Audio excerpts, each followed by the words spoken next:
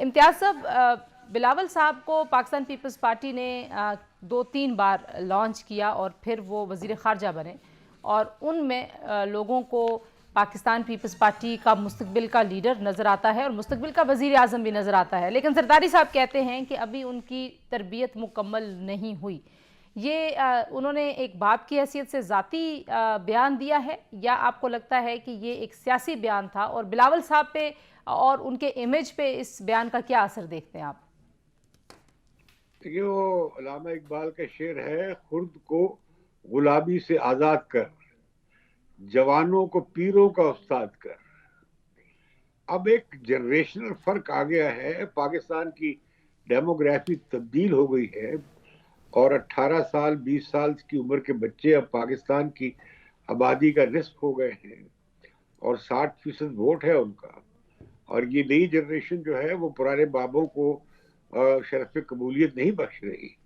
نہ یہ ان کے مسائل سمجھ رہے ہیں، نہ ان کی منشائیں سمجھ رہے ہیں، نہ ان کی بھاشا جانتے ہیں۔ اگر آپ بلاول بھٹو نئی نسل کو اپیل کرنا چاہ رہے ہیں، اور انہیں پذیرائی ملنی شروع ہوئی تھی، کو بیانیہ بلڈ کرنا شروع کیا تھا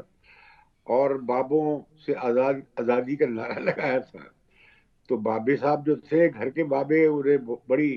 کوفت ہوئی یہ سن کے، اور انہوں نے فوراً، اور یہ میں نے دیکھا ہے کنسسٹنٹلی کہ بلاول جو ہی آگے بڑھتے ہیں، کوئی بیانیہ بلڈ کرتے ہیں، تو زرداری صاحب ان کی ٹانگ کھینچ لیتے ہیں۔ یہ وجہ کیا ہے؟ یہ کوئی ذاتی جھگڑا نہیں ہے، اصل میں